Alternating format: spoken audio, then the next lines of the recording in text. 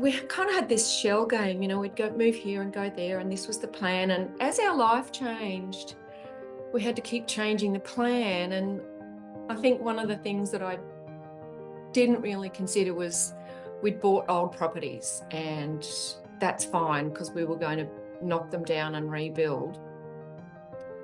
But life changes and the world changes, thanks COVID. You're listening to Property Investor Tales, stories from the front yard.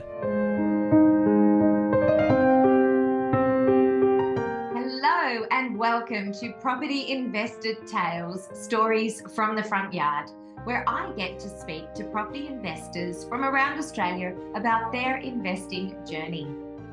My name is Megan Wolfenden, and I'm one of the advisors here at Positive Real Estate, where we help people build wealth through property. With over 8,000 clients across Australia and New Zealand, there are some incredible stories to tell, which hopefully make your investing journey a little bit easier and will inspire you along the way. So my guest today is the fabulous Sonya Hilton, and we discuss how you get through 17.5% interest rates, the importance of getting advice from a qualified team of advisors, and how being broke and worried about where you are going to live brings determination and helps you achieve your goals. Enjoy this conversation with Sonya. Well, my wonderful guest today is Sonya Hilton, a Gold Coast local through and through. So very excited to hear your story today, Sonya. You've really done a lot over the years with property, and I think people will get a lot out of your story. Sonya, can you tell us a bit about yourself and your history? Sure. I grew up on the southern beaches of the Gold Coast in a single parent family of three. And we had a nice, quiet, modest lifestyle. We went to the beach, rode our bikes. We didn't have anything fancy, meat and three veg, no family ski holidays or anything like that. Used the payphone at the end of the street. But my sister and I spent most of our time riding around the streets on our push bikes and swimming at the beach. And it was great. It was pretty free range, and it was a really good way to be. Studied nursing, and then I got married and, all of that. And we were living in a unit, and we decided we'd build a house. So we went and put some money down on a contract on some land to build a house. And the very next day, the builder went broke. We went, oh. Did you deposit it back? Oh, no. It was a grand sum of $600. And I think we walked away from that conversation a little shell-shocked, thought maybe we should have done a bit more research. Live and learn. We were like 20. Oh, that's a tough lesson. A couple of years later, we did it again, and we bought a block of land and we built a house. We did some more research this time. And that was just in time to build a house in the 1990 of La Nina, and took a year to build, and just in time for the 17% interest rates. Oh, nasty. Tell me about that. How did you cope with 17.5% interest rates, Sonya? With the love of good neighbours and good friends, we were spending all of our money on our mortgage repayments and bills, and it was awful. We were seriously broke. I'd never want to do that again. And we were having a family, and I wasn't working much, but it was miserable. And so do you remember any of the numbers? Do you have an idea of how much was going on mortgage and food and everything? Do you recall that? It's a while back, but it was almost everything that we earned was the mortgage and the power bill. And we were on acreage. So when we ran out of, after, you have a La Nina, you have a drought. So when we ran out of water and we'd run out of money, we had neighbours that had an extra tank on their stables, and we gravity fed their water into our house because we didn't have water money. And we had some friends that would send me home, you know, with a bag of vegetables and things like this. It was crazy. It was awful. Oh, no. Well, I actually remember the time too, because that was the first place that Anthony and I bought in 1992. I remember I was on 26,000 and he was on 32,000 per annum, and our mortgage was 136,000. And after you pay for the car, your food and your mortgage, there's nothing left. Nothing left. I remember that the 17% interest rates was crazy. So now when somebody tells you that they're paying 6.5 and complaining, what are you really thinking? Yeah. And then they say, oh, but we paid this much for our house. I'm like, yeah, well, I've done that too. Look, it's hard. Every generation, it's hard. And it is hard at the moment too, but yeah, it was miserable. And then you started having children. Yes. Yeah, so first child, 1991. Mhm. And then these interest rates really affecting you, 93 and 95. So how did you cope with not working so much and the kids and those, you know, mortgage repayments? One very tense week at a time. I can remember going to work one day, and I had to put petrol in the car to get to work. And I was terrified of putting $10 worth of fuel in the car because I knew next week I wasn't going to have that $10 to pay back off my credit card. I'm like, oh God, this is the slippery slope. It was just awful. And I did work in the evenings so that I could have minimal babysitting fees. So I would go to work at 3 and he would come home at 3:30. So we would just have this little crossover. And we would be counting every cent. Miserable. Do you think going through that experience gave you some determination that you never got in that predicament again? Oh, yes. Oh, yeah. I never want to be that stressed about money and where I'm going to live ever again. Just no. I've always got a backup plan, always got a buffer. Yeah. So we've got to move forward from that one in a minute, but I just want to go back. What is the weirdest or funniest thing that has happened to you in your property journey? When we were kids, mum bought this unit in 71, and a couple of years later she sold it and then just bought and sold and bought and sold.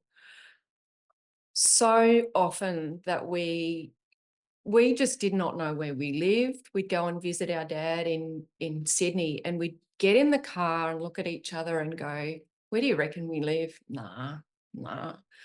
And this happened a lot. We lived in 21 houses before I was 21.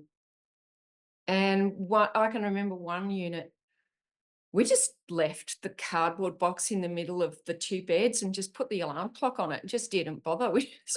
Doesn't matter. We won't be here that long. We just were everywhere. We even lived in someone's pool room at one stage. One of the times she'd sold a house, there was nowhere to rent. Doesn't that sound familiar? So we ended up living in someone's pool room for a couple of months.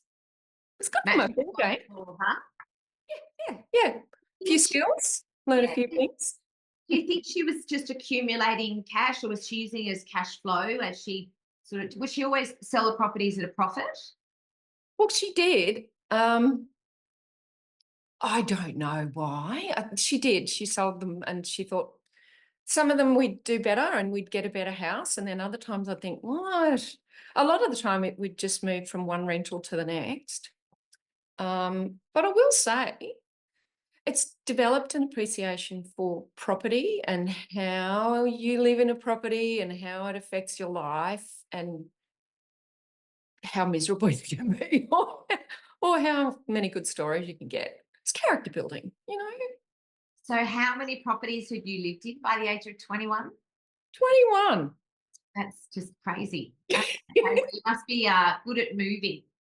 Oh, I'm expert level. Yeah, yeah. Should make it, yeah, And crazy. do you think that also built your character as to what you want now and where you want to live and how you want to live and what you want to offer your children? Oh, absolutely. I've got absolutely strict guidelines. No, it's got to be in this. I get my pen and I draw the line on the map. Well, on the computer now. I won't go west of this or north of that. It's got to be this facing. Yeah, I'm very strict criteria. And now you're very beach oriented, which is bode well for you, hasn't it? Yeah, yeah. Like being near the beach. Yeah. Yeah. It's that thing you grow up on it, grow up with it, and some people like the beach and some people like the mountains, and I like both, but I'm a beach girl at heart. It puts you in that niche that Sam talks about as well, doesn't it? Places that get a lot of Yeah, land because a lot of people want to live that close to the beach. yeah, and it's done reasonably well. Made some good decisions, I think. Hmm. Let's skip forward about 10 years. What happened next? Because I know you went through divorce around 2000. Yes, What yes. did you achieve from there? That is next level adulting. 3 kids in private school and a part-time job and a mortgage, and yeah. I took my financial settlement and I bought, the kids had a list, we wanted a pool and a dog and a shed, not necessarily in that order. So I found this little duplex and it was close enough to the school, and we got that, and I negotiated that down to the last $500.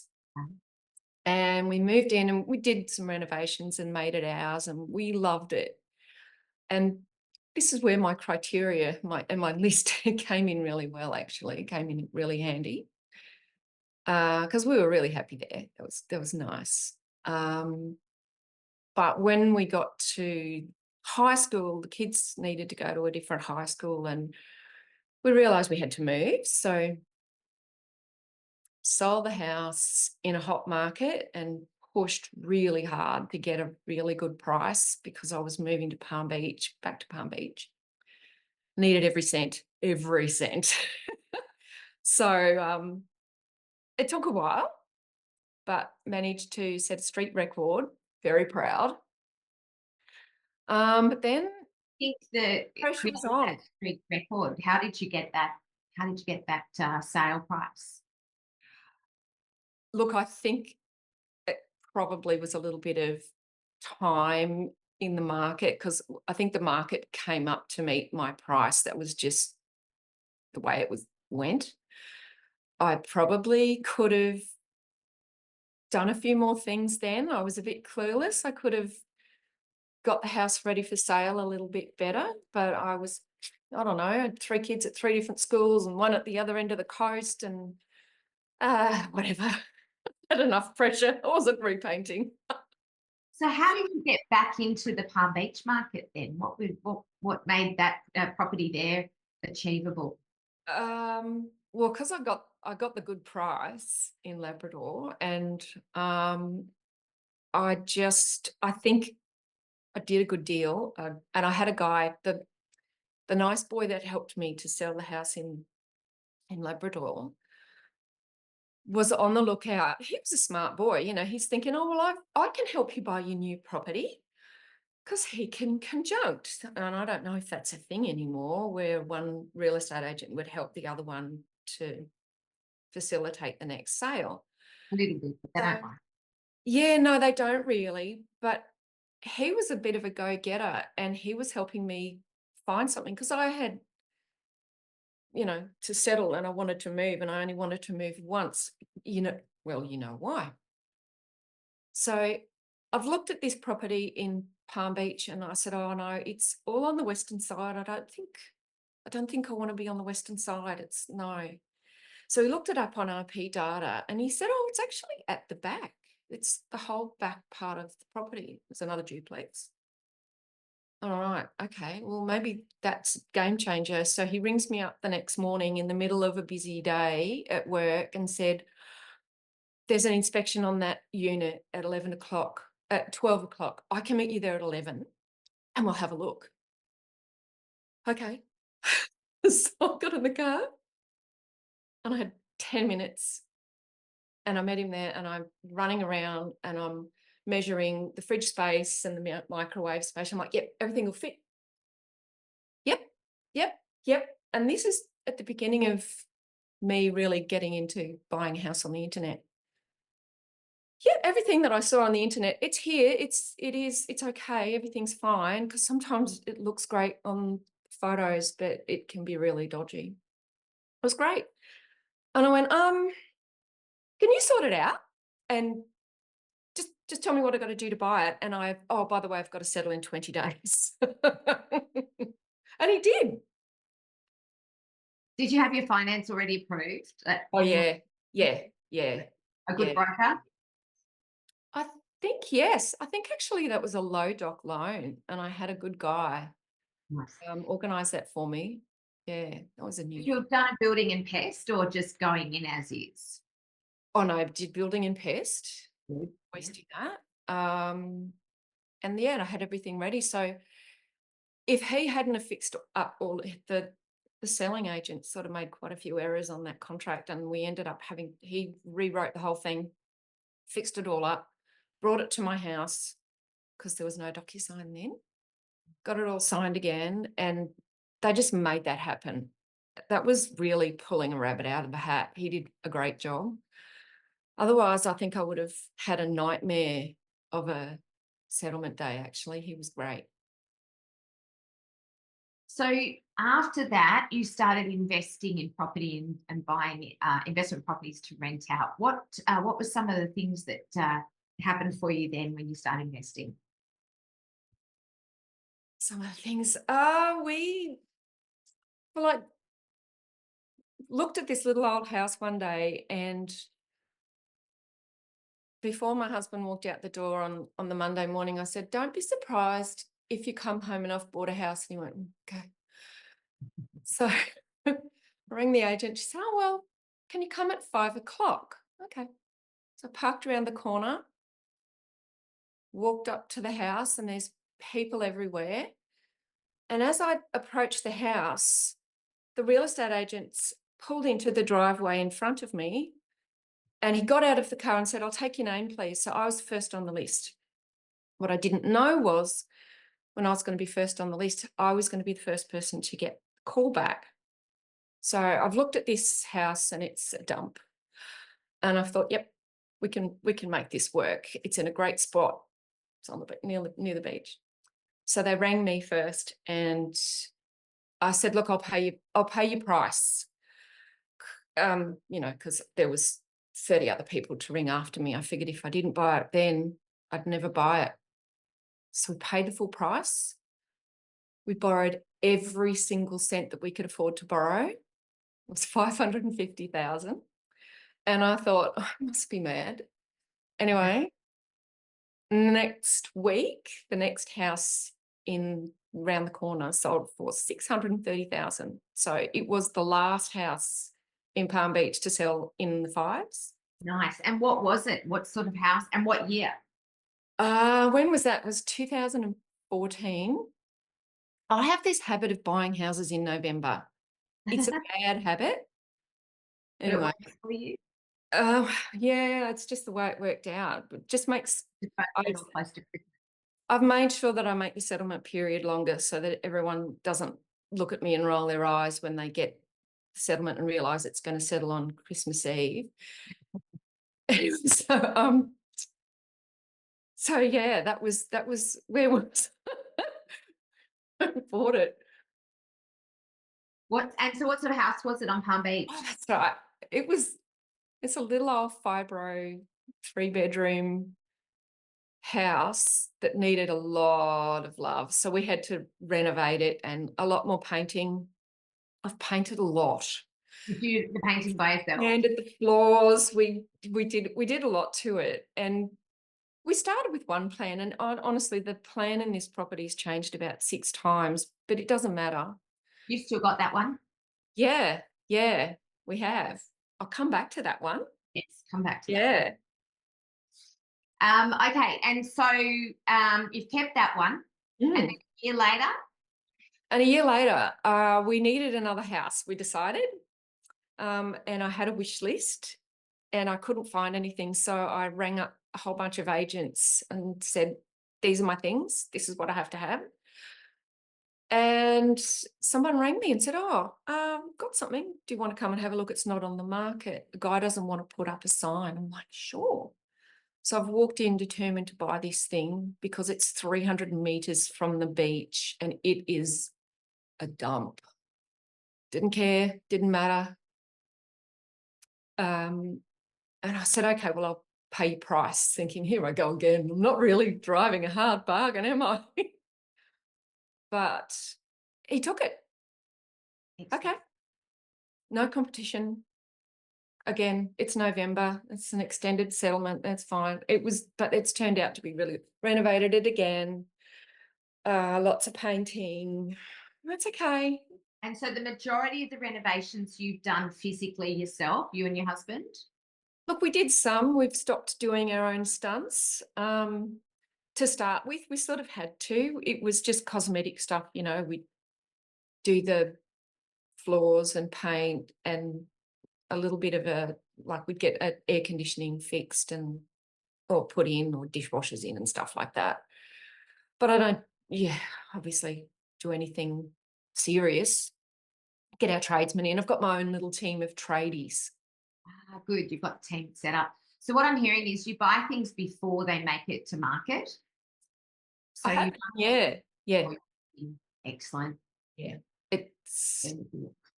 I don't know if you can do that anymore, but it certainly did help me out. It gave me a bit of an edge, I think. Very cool. And you were looking for lifestyle properties, so that Palm Beach area you continue with. Yeah. Okay. Yeah. So did you sell this one, the second one? No, still got them. Excellent. Still got that one. We did have to sell the unit that the first unit I bought in Palm Beach. We got the team in and renovated that and sold that. That was exciting. Sold that at auction. I've never done that before. So we ended up doing a whole bunch of. We kind of had this shell game, we'd go move here and go there, and this was the plan. And as our life changed, we had to keep changing the plan. And I think one of the things that I didn't really consider was we'd bought old properties, and that's fine because we were going to knock them down and rebuild. But life changes and the world changes, thanks COVID. And now that's not the best strategy. So we probably should have diversified our style of property a little bit. I got in trouble with the accountant because I kept buying in the same postcode. Much land tax in Queensland, was that the problem? It was just a matter of, diversifying your assets a bit, I think. And he was right.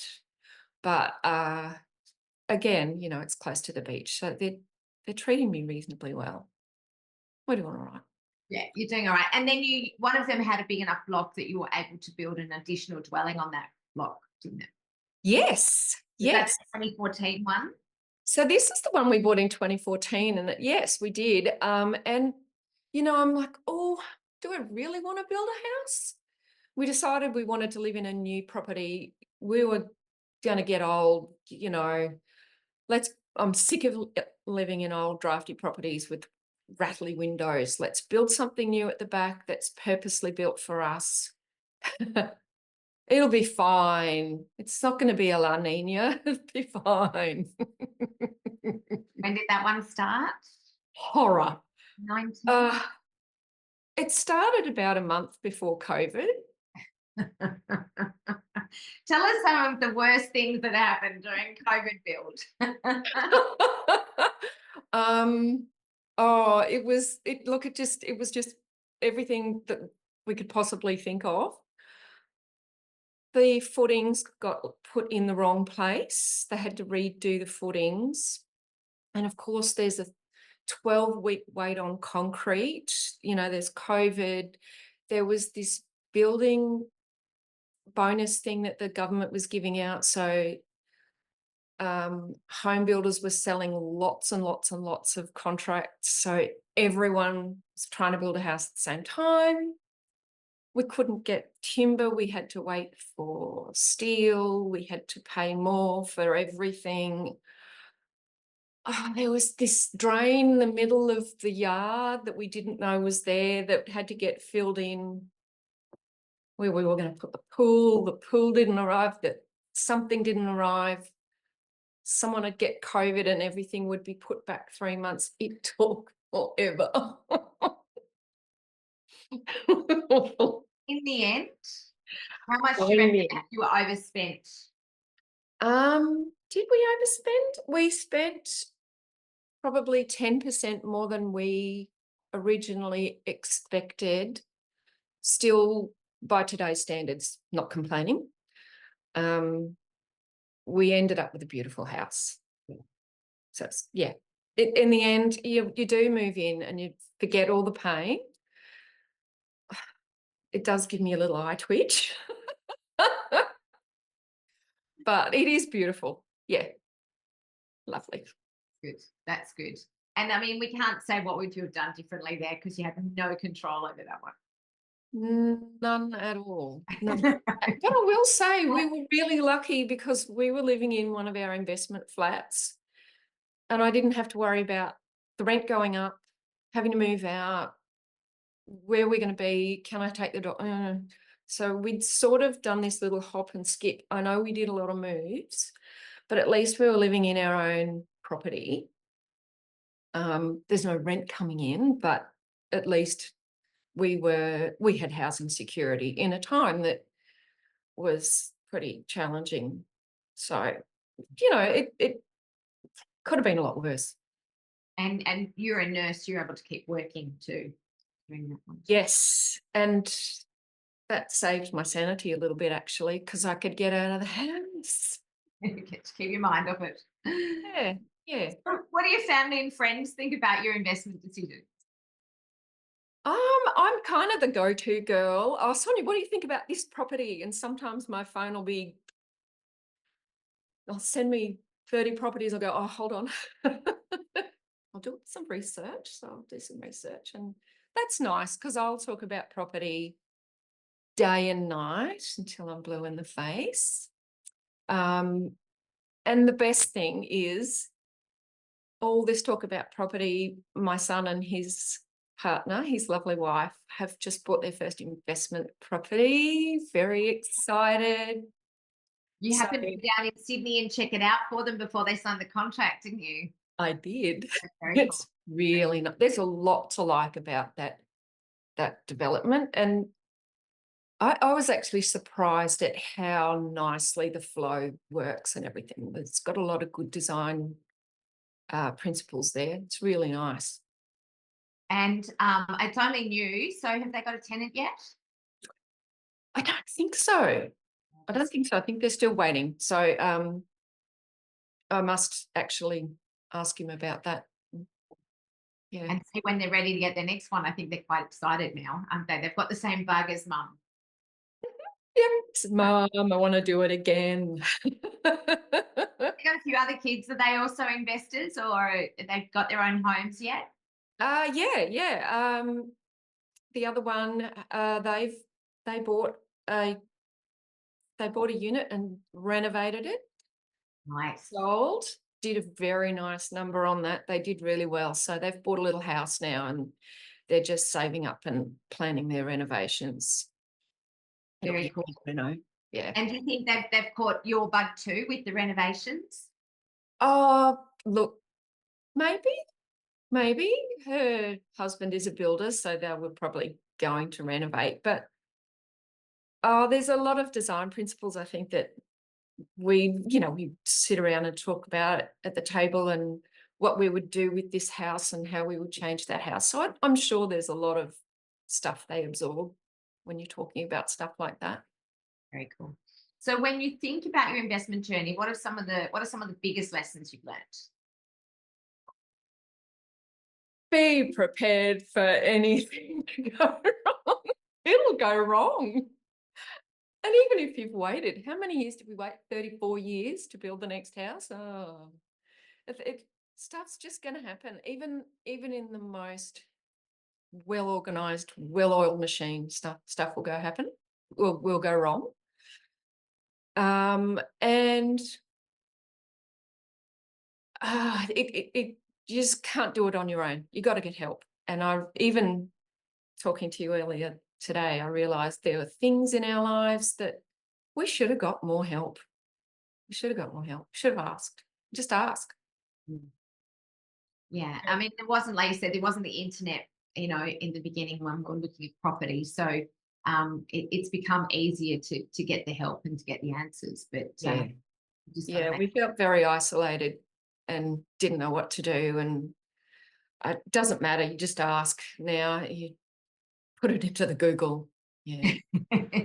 And so for people that are at the beginning of their investing journey, what advice or insights would you have for them? Definitely get advice from people who've actually done it.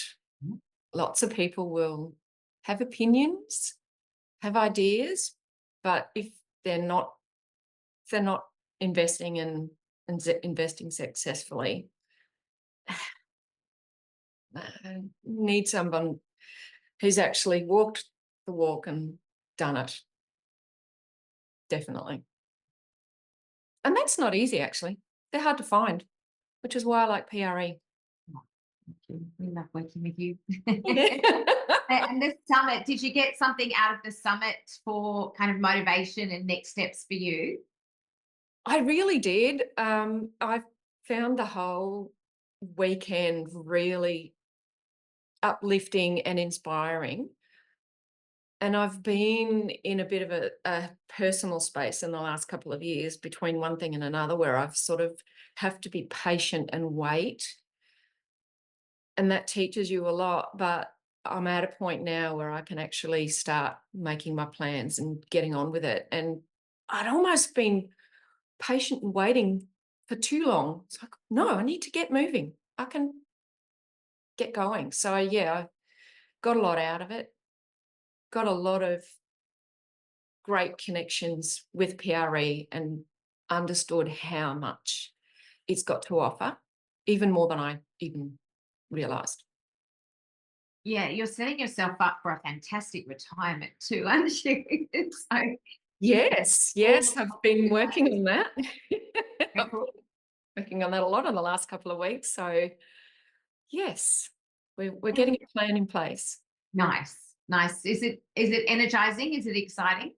Oh yes, it's so nice to be able to have goals and move forward toward those goals, even if it's just one tiny little thing that you do. And I was really not, when I wasn't able to set some goals there for a little while, I actually found it really hard to save and be focused on really anything. I was just wasting my time and wasting my money. As soon as I started setting goals again, I'm just really focused and really disciplined. And just did remind me of how important having those goals is. Doesn't matter what it is, just set something. Small, achievable goals is good. Nice. And what would you say the person watching this video who's thinking of growing a portfolio but is fearful of making the wrong decisions? Turn it upside down. What do you can turn everything on its head. Well, what happens if I do it? This could happen. And what happens if I don't? Usually, if you don't do anything, you don't get anywhere, you get nothing. So do your homework, take a risk. Worst thing that can happen is nothing. That's right. Right. And you can sit back and go, oops, I missed it. I missed that growth time. Oh, yeah. Coulda. Oh, I could have had that. So my final question for you today, Sonya, if you could give your younger self some advice, knowing what you know today, what would it be? What would it be? That's that. Find somebody who's actually done it. and just keep looking until you find someone that you can resonate with. Good on you. Well, Sonya, I love your tenacity. I love hearing about your builds and what you're getting jazzed about. That's very, very exciting. I know that you're also helping a lot of people and family to achieve their goals, and still working and playing grandma now. So life is good. Life is good. You're too young to be a grandma. Sonya, thank you so much for your time today. Really appreciate it. And I'm sure everybody's loving your words of wisdom. Thanks very much. Megan. Thank you. Hey, thanks for listening to Property Investor Tales. Remember to subscribe so you get notified every time a new episode drops. As you can guess, I love hearing people's property investor tales. So if you'd like to share yours, then please get in touch with me via email at propertyinvestortales@positivementor.com.au. We would also love your feedback, and I would appreciate a 5-star review over on Apple Podcasts or Spotify. Remember, you can watch all of these podcasts over on YouTube at Positive Mentor or at positivementor.com.au. Until then, take care, happy investing, and bye for now.